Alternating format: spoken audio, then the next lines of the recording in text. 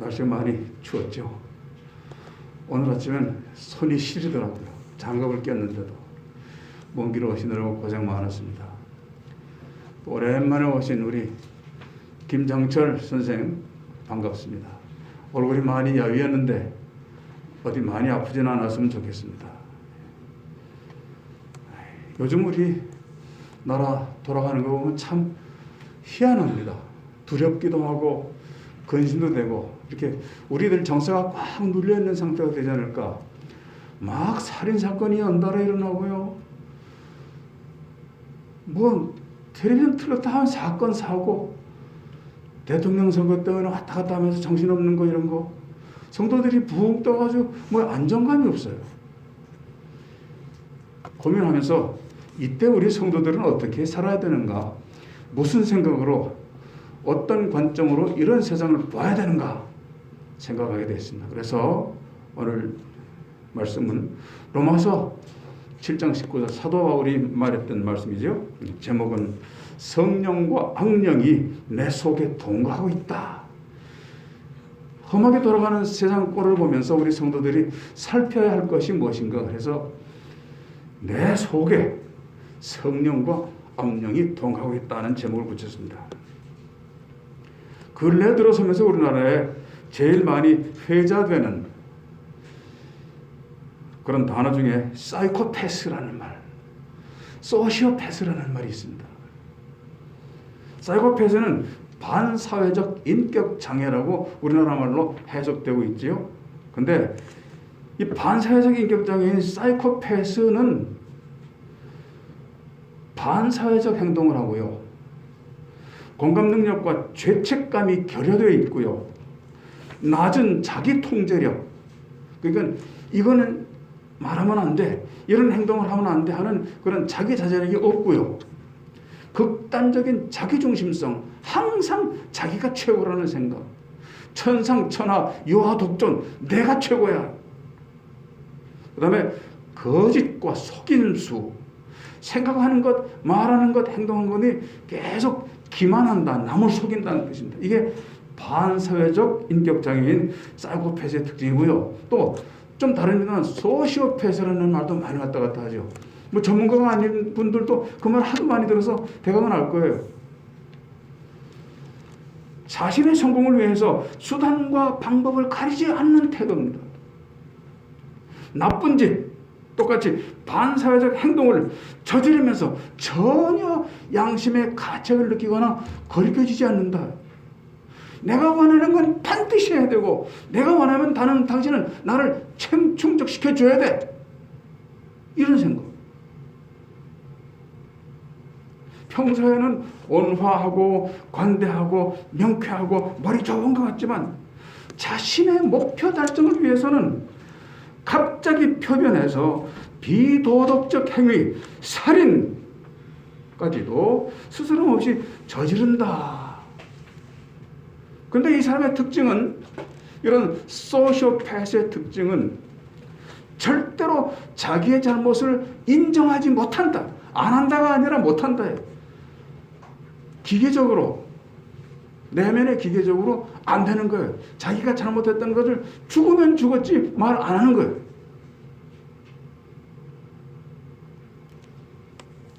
왜 이런 사람이 생겨나는가? 우리나라에 왜 이런 일이 자꾸 일어나는가? 우리나라가 세계에서 제일 불행한 나라에서 앞잡이래요. 제일 앞이래요. 먹고 살긴 됐는데 왜 이런가? 현대의학이 진단하는데 우리가 잘 봐야 돼요. 사람들 대부분은, 뭐 저를 포함해서 여러분도 모두 다 사이코패스나 소시오패스의 기질들을 갖고 있다. 말하자면 이런 거예요. 누가 억울한데 나한테 억울하게 탁 때리고 욕을 하고 흠집을 내고 명예를 회복시킨다 그러면 가서 패주고 싶잖아요. 그것도 사이코패스 마찬가지예요. 근데 우리는 되게 절제하잖아요. 아이고 잊어버리지, 참지, 넘어간다고. 그런데 왜 이런 사람들이 특히 나타나는가? 어려서 폭행을 당한 사람, 성폭행을 당했든지 어린이 학대를 당했던 경험이 있는 사람들이 사이코패스적 기질이 폭발하게 되어 있다. 이렇게 의학이, 과학이, 심리학이 진단합니다. 이런 류의 성격이 형성되기 쉽다. 뭔가 매 맞아본 사람, 어렸을 때 몹시 무서워서 벌벌 떨어져 매 맞은 사람, 그걸 대표적으로 이야기합니다.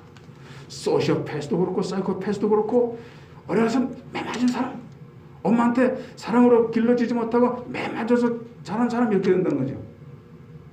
우리는 잘 들어야 돼요. 그래서 해결책은 무엇인가? 이 우리나라 과학자들이 이야기합니다. 소위 사랑의 회초리는 안 된다는 거예요. 꽃으로도 때리지 말라라는 말로 이야기해요. 종아리가 어느 나라 말인지 아시죠? 종아리. 종아리가 어디죠?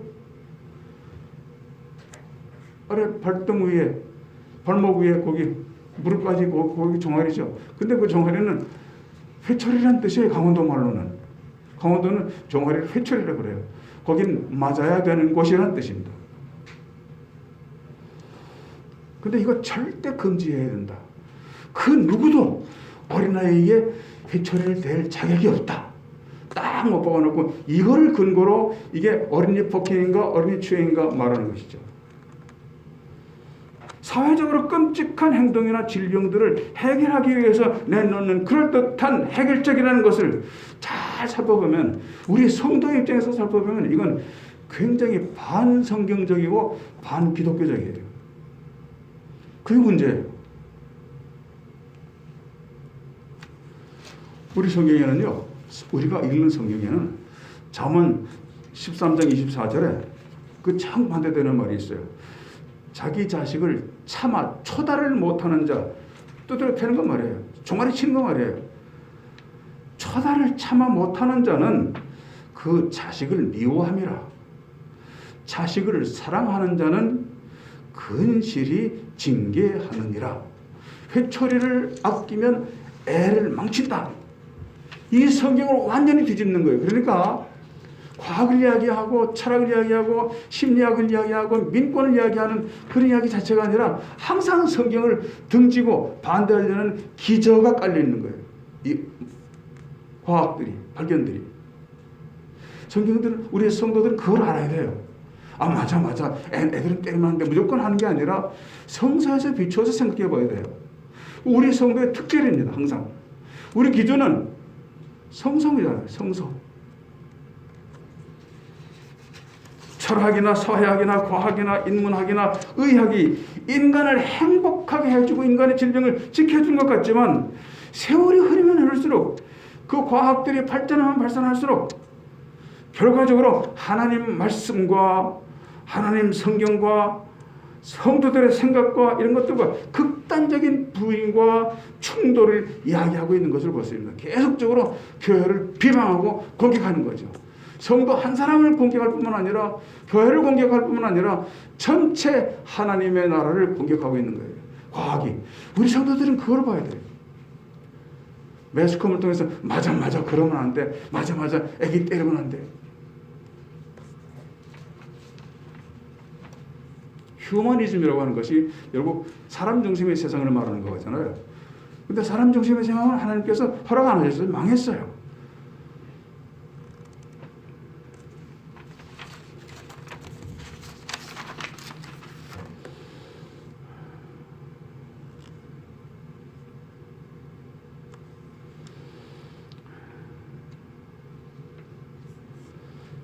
이 인권을 주장하는 사람들, 소시오패스라는 말을 만들고 또 과학적인 잣대로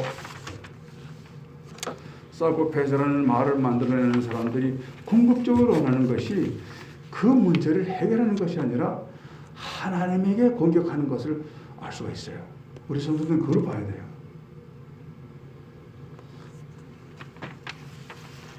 이 휴머니즘을 외치는 사람들, 인권을 외치는 사람들을 가만히 보면 뜨거운 사회적인 이슈와 흐름을 자료 삼아서 하나님 말씀을 아주 쓸모없거나 나쁜 독서이거나 잘못된 가르침이라고 지적하고 싶어하는 것을 알 수가 있어요. 어떤 사람을 하려고 그러면 말을 어떻게 하는가 하면 돼요. 보면 돼요. 말은 이렇게 하는데 A라고 말을 하지만 사실은 B를 감추고 있는 말을 하는 거예요. 그게 바로 과학이 우리 성소를 향해서 끼치는 영향이에요. 회초리? 그건 폭력행위라고요. 폭력행위. 얼마 전까지만 해도 사랑이라고 인정됐던 찬사를 받던 스승님과 선생님들의 그 회초리를 폭력이라고 이야기하는 거예요. 그러면 어떻게 되죠? 애들을 변호하기 위해서 나의 많은 선생님들을 나쁜 사람들로 만드는 거예요. 근본적인 원인이 애들을 보호하는 게 아니라는 거지, 결과적으로. 그러면 학교를 부정하게 하고 선생님을 부정하게 하고 교장을 선생들의 두목이라고 말하고 이러면 어떻게 되겠어요?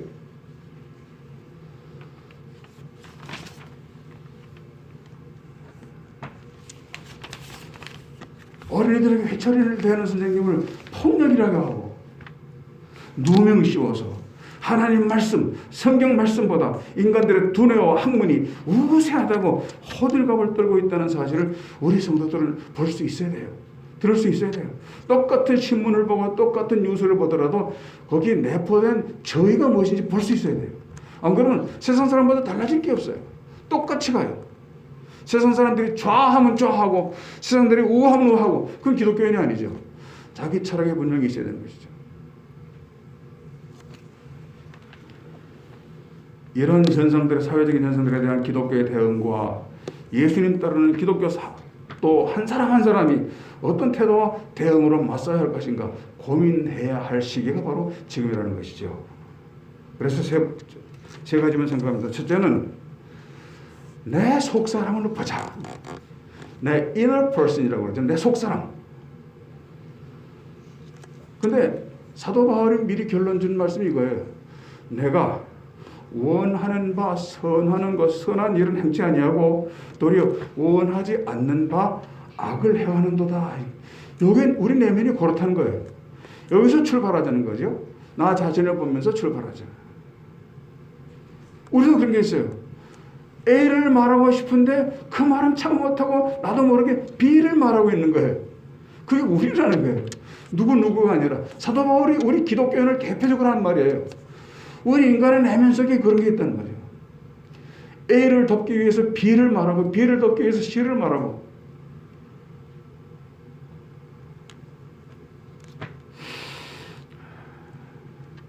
사회악과 그 사회악에 물들고 휩쓸리는 내 존재의 문제점을 제대로 알아보는 것, 여기서부터 출발하자는 거죠. 그래야 올바른 판단이 있다는 것인데 여러분도 이런 경험을 해보셨나요?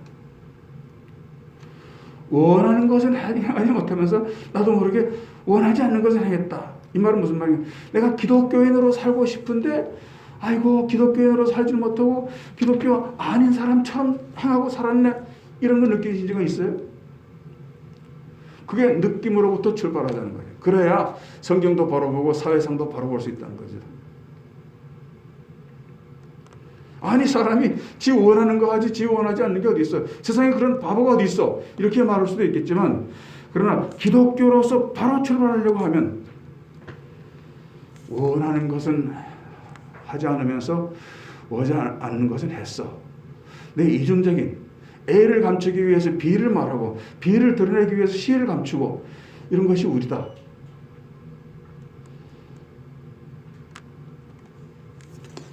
사실 사도 바울이 말하고자 하는 것은 이거죠. 나라는 존재의 몸은 하나예요.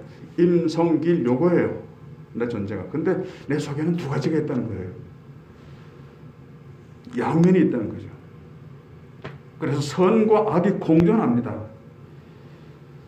이런 인간의 본성들을 사도 바울이 경험하고 고백하듯이 우리 성도들도 그 말씀에 비추어서 내 인간적인 내면을 들여다봐야 돼요.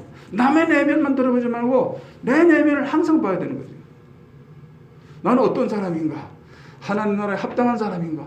예수님께서 이런 적성을 가진 사람을 용납하실까? 좋아하실까? 바로 사도 바울도 경험하는 것이 바로 신앙인답게 생각하고 신앙인답게 행하고 싶은데 그게 잘 안 되는 것이 어려운 것이더라. 결론적으로 뭐라고 그랬습니까? 오라 나는 권고한 사람이로다. 이 사망의 몸에서 누가 나를 건져내랴. 그거지. 이제 그 다음에 해답은 그 다음 절에 나옵니다만, 이렇게 절망. 사도 바울이 스스로 진단한 자기의 내면은 절망이에요. 가장 처절하게 자기 자신에 대해서 절망하는 사람일수록 주님에게는 가장 위대하게 인정받게 되는 거. 그게 사도 바울이 대표하는 거죠. 우리들은 어떤가요? 예수님처럼 생각하고 예수님처럼 행동하고 싶은 생각이 자주 들어야 마땅하겠죠. 근데 그게 잘 안 되거나 내 마음속에서 미리 묵살돼 버리거나 선한 일을 하고 싶은 마음이 있어서 이렇게 그러다가 아이고 말지 이렇게 되거나 악한 일 안 하려고 참고 있다가 악을 해버리거나 이런 실수를 계속 반복하는 것이 우리라고 하는 거예요. 잘 안 되더라. 그게 잘 안 되더라. 그게 정직한 고백이 된다는 것을 알아야 됩니다. 그런데 그게 잘 안 되면서도 그게 잘 되는 것인 양, 나는 떳떳한 양, 아무렇지도 않고 당당하게 생각하는 것. 그게 바로 내 내면에 살아 숨쉬고 있는 소시오패스적인 기질이다. 이게 더 크면 참으로 반사회적인 행동을 하게 돼 있죠. 나는 예수님 따르는 기독교인으로서 예수님 닮고 싶고 예수님처럼 행동해야 한다고 생각은 하는데 그게 안 되니 항상 부끄럽고 항상 죄스럽고 항상 원통하고 항상 절망스러워서 그래서 절망스러워서 그저 엎드려서 기도할 수밖에 없고 이런 심령이라면 절망은 안 해도 됩니다. 절망하는 자기 자신에게 절망하는 사람은 절망 안 해도 돼요. 자기 자신에게 절망하는 사람, 많은 죄를 지었어도 자기 자신에게 절망하는 사람을 예수님이 붙잡아서 거룩한 사역에 참여시켰으니까요. 사도 바울이 그랬고 베드로가 그랬고요. 하루 저녁에 3번이나 예수님을 연속적으로 비난하고 반대하고 부인했던 베드로, 창피한 사람이잖아요. 예수님이 수제자인데 너 위대한 신앙을 가졌구나. 그건 네 자신에게서 나온 게 아니라 성령님이 내게 그렇게 가르치셨을 거야. 너한테 천국 열쇠를 주어. 네 위에다 교회 지을 거야. 이렇게까지 칭찬받았던 베드로가 하루 저녁에 조그마한 계집아이 앞에 그 일꾼들 앞에 지나가는 나그네한테 예수 모른다고 부인했잖아요. 그건 누구를 말하는 거예요? 우리를 말하는 거예요. 그럴 수밖에 없는 거예요. 문제는 나는 이럴 수밖에 없는 사람입니다. 그래서 베드로가 3번이나 새벽다고 울기 전에 예수님 배반하고 난 다음에 부인하고 난 다음에 밖으로 나가서 어둠으로 나가서 통곡을 했다고 그랬잖아요. 그게 통곡을 했다는 말은 회개했다는 잔이 끊어지듯이 잔이 끊어지는 아픔을 느끼면서 회개했다는 뜻이거든요. 그런 사람을 받아주는 거예요. 자기의 잘못을 아는 사람을 받아주는 거예요. 잘못 안 한 사람을 찾는 것이 아니라 잘못을 회개하고 알고 자백하는 사람을 붙잡아서 일시키시는 분이다. 통에 자복할 수 있고 용서를 구할 수 있고 은혜를 사모하는 간절함이 그 기쁨 속에 준비되어 있는 사람은 항상 주님께서 환대하신다. 여기서 아주 중요한 말이 있어요. 근데 우리 성경이 좀 번역이 잘못돼서 그런지 빠졌더라고요. 아까 아침에도 오 목사님과 이야기를 잠깐 나눴습니다만 한번 읽어보시자고요. 로마서 7장 25절 뭐가 빠졌는지 다 같이 읽어보실까요? 로마서 7장 25절 시작.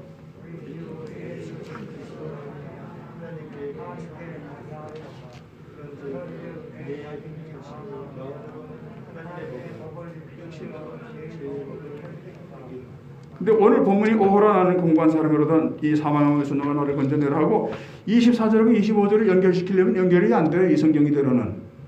무엇 때문에 감사하고 찬송해야 되는지 내용이 없어요. 그래서 찾아보니까 다른 성경에는 이렇게 되어 있어요. 예수 그리스도 나를 구원의 예수에게로 이끌어주신 하나님께 라는 부분이 빠져 있어요.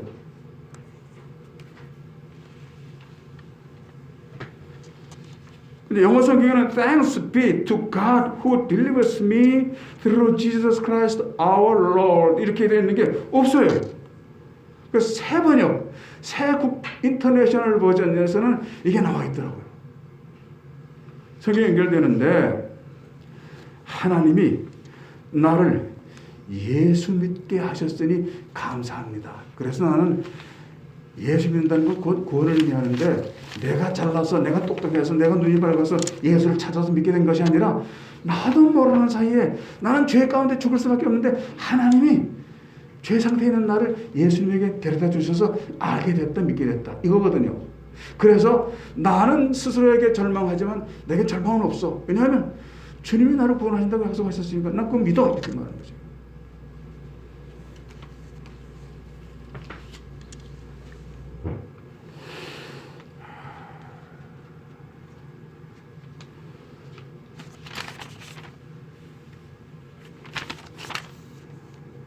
내가 예수 그리스도처럼 생각하고 가치관이 예수 그리스도처럼 만들어지고 관점이 예수 그리스도처럼 정확해지고 또 예수님처럼 행동하고 몸소 실천하고 십자가의 고통과 죽음을 수행했던 것처럼 우리도 주님을 사랑한다면 그렇게 해야 되지 않을까. 그런데 그게 안 되더라. 항상 우리 정답은 우리 점수는 그게 안 되는 죄 모자라는 거예요. 모자람. 모든 것을 다 대신 이루어 주시는 예수님께로 가서 구원을 요청할 수밖에 없다는 거. 그 가능성이 있는 것이 우리가 비록 소시오패스가 있고 사이코패스가 기질이 있다 하더라도 그런 것들을 가지고 문제들을 가지고 예수님께 이끌려 가면 거기서 우리의 구원이 이루어진다. 이 태도를 받아야 되거든요. 그러니까 우리가 그런 믿음을 갖게 되면 세상적인 학문, 매스컴 이런 데 휩쓸리지 않고 미혹되지 않는다는 말이죠. 확실한 표대를 갖고 있으면 된다는 말입니다. 구원의 역사를 찬양하고 구원의 역사를 감사하는 사도 바울의 고백이 오늘 주찬학교의 모든 성도들의 고백이 될 수 있기를 예수님의 이름으로 축원합니다. 두 번째로는요. 예수님을 사랑하십니까? 하고 물어봅니다. 예수님 사랑하시나요? 예수님을 사랑하신다는 것은 성도로서의 본분과 사명을 뜻합니다. 기독교인들의 사명은 예수님 사랑하는 겁니다. 우선 제일 먼저 그 안에 다 있으니까요. 예수님 사랑한다면 라고 하는 거. 예수님을 한마디로 말하면 사랑 아닙니까? 하나님의 은혜의 보좌를 떠나서 능력과 권세가 영광이 다 있는 보좌를 떠나서 낮고 천한 내게 찾아오셔서 나를 위해서 골고다 언덕에서 십자가에서 자기 목숨 버리셔서 모든 사이코패스적인 것, 소시오패스적인 것 같은 죄를 다 용서해주고 접어주고 뭉개주신 거, 지워주신 거, 그 희생이거든요. 희생을 완성한 것이 사랑입니다. 사랑은 최후 마지막 아닙니까? 뭐 남자를 사랑한다, 여자를 사랑한다, 부모를 사랑한다. 그 사랑은 좀 다릅니다. 자격 없는 나를 자격 있는 자보다 더 사랑해 주신 게 예수님의 사랑이었습니다. 그래서 예수님을 사랑하십니까? 라고 묻는 것은 본질적인 이야기입니다. 예수님은 나 같은 죄인을 사랑하시겠습니까? 미워하시겠습니까? 사랑하시죠. 그게 우리가 안 되는 부분인데 예수님이 하시는 거예요. 우리는 미운 짓 하면 100% 우리도 싫어하잖아요. 나쁜 짓 하면 싫어한다고요. 내게 해롭게 하면 싫어한다고요. 그런데 예수님은 우리가 수없이 침을 뱉었음에도 불구하고 수없이 배신행위를 했음에도 불구하고 변함없이 사랑하시는 거예요. 그 사랑을 바라보자는 거죠. 우리가 얼마나 부족한 존재들인가.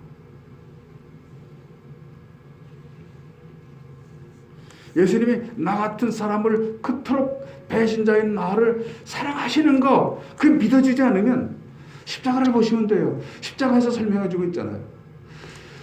아무 자격이 없는 나를 자격이 있는 사람처럼 우대하는 것이 십자가의 실행입니다. 그게 사랑입니다. 그것 말고는 사랑이라고 말하지 말자는 것이죠. 자격 없는 자를 사랑하시는 거예요. 완성이 십자가 아닙니까? 누구든지 십자가를 바라보고 예수를 믿기만 하면 모든 죄, 본질적인 죄, 양면적인 죄, 거짓 다 용서해 주시고 포용해 주시는 것. 이 사랑이 십자가에서 설명되고 있는 것입니다.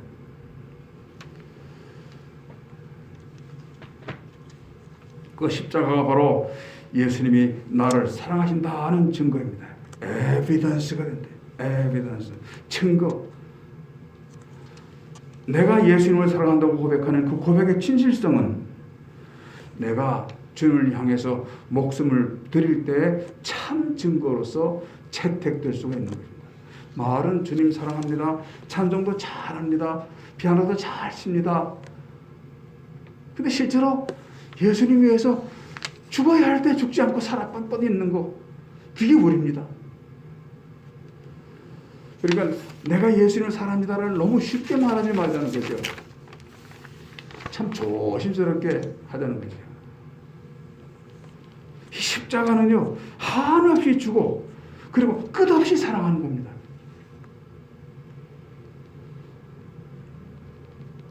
어떻게 하는 것이 예수님 사랑하는 것입니까? 예수님처럼, 예수님이 내게 모든 것 주신 것처럼 나도 예수님을 위해서 모든 것 주는 것이 사랑이라고 알자, 믿자, 행동하는 건 그 다음에 따라야 되는 거예요. 문제는요, 사이코패스나 소시오패스 같은 기질 속에는 예수님에 대한 감사나 예수님에 대한 사랑은 없습니다. 아무리 설명해도 못 알아듣습니다. 당신이 죄인이라는 소리에 당신이 죄인입니다, 회개해야 됩니다라는 말하는 소리에 바로 원소가 되는 것이 사이코패스입니다. 내가 무슨 죄를 졌는데, 내가 무슨 잘못을 했는데, 잘못에 대한, 죄에 대한 경향성이 없는 거예요. 아예. 죄의식이 없으니 회개도 없습니다. 소시오패스에게는 감사도 없습니다. 입으로는 회개하고 입으로는 감사하지만 사실은 요새 말하는 유체이탈적인 언어, 그런 회개잖아요. 말은 하는데 생각은 딴 데가 있는 거예요. 전혀 아닌 거. A를 말하는데 A를 물어보는데 B를 대답하고, B를 물어보는데 C를 대답하고, 그게 유체이탈식 방법.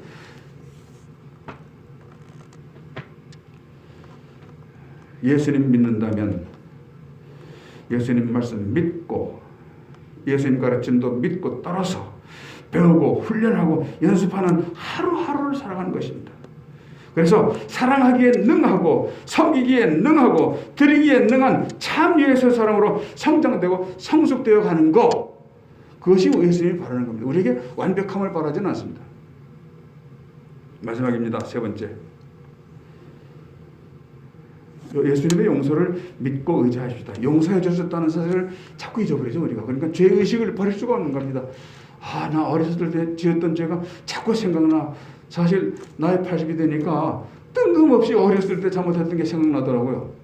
내가 일기장을 이렇게 쳐다본 것도 아닌데 뜬금없이 누나한테 대들고 욕한 거, 누나가 엄마처럼 밥 해주고 길러줬는데도 말 안 듣고 그랬던 거, 그런 거 생각나요.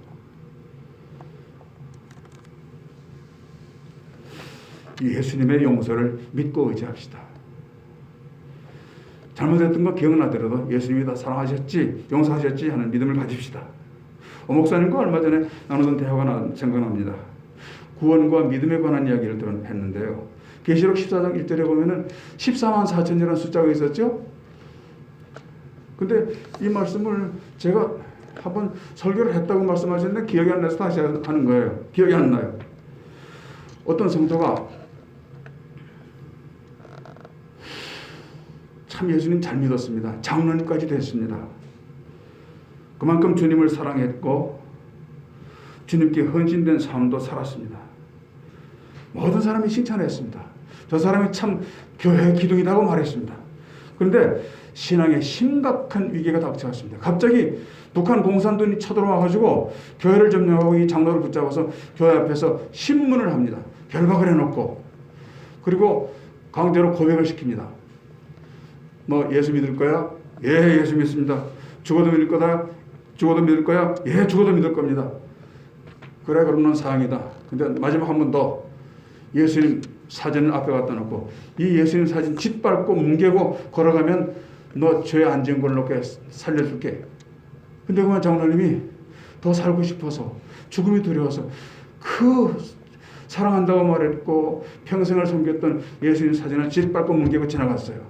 그러면 이 사람 천국 갔을까 지옥 갔을까 둘이 이제 이야기한 거예요. 오 목사님하고. 이야기는 안 들었죠. 오늘 처음이죠. 예. 이 사람 지옥 가요 천국 가요. 난 그랬어요. 목사님 반대하셨고. 난 그래도 마음 약해서 그때 나가 그렇게 인민관에 잡혀가서 문척 끝에 그런 시험을 당해도 예수님 만약에 내가 얼굴 짓밟고 건너간다 해도 그래도 예수님이 용서해 주실 것을 버리진 않아. 거기까지도 용서하시는 게 예수님일 거야. 우리의 모든 죄를 용서 못할 죄 없는 것이 예수님 편이야. 이거 말씀드리니까 이해를 못하겠다고 그러시더라고요. 너무너무 많이 나가는 거라고. 극단적인 이야기라고. 그 뭐 자유죠. 목사들도 생각이 다를 수 있으니까. 근데 저는 거기까지 믿고 싶어요. 뻔뻔스럽게도 그래도 예수님 짓밟고 건너갔어도 살인 받았어도 그래도 예수님 날 용서해 주시고 천국으로 데려가실 거라는 믿음을 포기하고 싶지는 않아요. 그게 믿음이 아닐까 생각해요. 예수님의 믿음을, 예수님의 사랑을 제한해버리는 것이 우리의 이성이 돼서는 안 되잖아요. 믿음은 한없는 것이죠. 생각은 이성이지만 믿음은 한없는 거예요. 결론입니다. 한없으신 사랑이 우리가 바라보고 있는 소망의 근거 아닙니까? 한없다. 우리 죄가 아무리 커도 붉은 주홍빛 같아도 피같이 붉은 죄일지라도 다 용서해 주신다. 도말시켜 주신다. 아예 색칠을 빨간 죄면 빨간 죄를 색칠 다 해가지고 죄 없는 사람처럼 해주신다. 우리 죄와 허물이 아무리 커도 용서받을 수 있다는 믿음의 근거는 우리를 택하셨기 때문이다. 우리가 배신 안 할 줄로 알고 택하신 게 아니잖아요. 이름 속에 소시오패스도 있고 사이코패스도 있는 거 알고 하셨다고요. 근데 소시오패스, 사이코패스는 우리가 매 맞았다고 생각을 하면 틀려요. 그건 틀린 거예요. 우리 속에 원래 있어요. 누구죠? 아담의 아들 가인과 아벨이 있는데 가인이 아벨을 쳐 죽였잖아요. 그 소시오패스예요. 사이코패스고요. 아니 자기 동생을 죽여? 자기 재산을 안 받아주고 동생 재산을 받았다고 하나님 보는 앞에서 죽여? 그게 사이코패스예요. 원래 있었던 거예요. 그래서 세상의 진단은 잘못된 거예요. 우리는 성서적인 근거를 갖고 있는 거죠. 다 그렇다고 우리가. 그럼에도 불구하고 배신할 줄 아시면서도 우리를 택하셨기 때문에 우리를 안 버리신다. 무슨 죄를 져도. 세상을 다 멸망시켰더라도. 그 구원은 변함이 없다. 만약에 나를 택하지 않으셨다면 그가 나라를 구한 공이 있는 사람이라도 예수님과 상관없는 거예요. 예수님 십자가 보혈로 우리 대신 우리의 죄악을 해낼 수 없도록 많은 행위들을 다 용서해 주셨으니 이제는 자유다. 아이고 죄 터져도 되겠구나. 아이고 술 좀 먹어보자. 약 좀 먹어보자. 오입도 좀 해보자. 이렇게 살 수 있어요? 그렇게 살 수는 없죠. 예수님 은혜를 생각하는 사람들은 그렇게까지는 갈 수는 없어요. 그리고 그렇게 가더라도 자기 아들을 자기 아들이라고 말씀하시는 분이 아니에요. 하나님은 아들의 죄인이라도 모두 다 주님의 아들 되신 줄을 믿으시기를 축원합니다. 기도합시다. 하나님 말씀을 생각하면 항상 세상과 대비가 됩니다. 우리 현실에 맞지 않는 하나님의 말씀을 가치 없는 것으로 버리지 않도록 세상 원리 따르지 않도록 저희들을 지켜주심을 감사합니다. 더 큰 믿음을 가지고 세상을 바라보고 세상을 향해서 소리쳐 호령하는 저희들에게 도와주시옵소서. 믿음이 부족한 저희들에게 더 큰 믿음 주심으로 하나님 배반하지 않는 삶을 살 수 있도록 힘주시고 능력도 주시옵소서. 구원의 증거로 구원의 확신이 있다고 함부로 살지 않도록 성령님 저희들을 지키실 줄로 믿습니다. 우리 주 예수 그리스도의 이름으로 감사하며 기도하옵나이다. 아멘.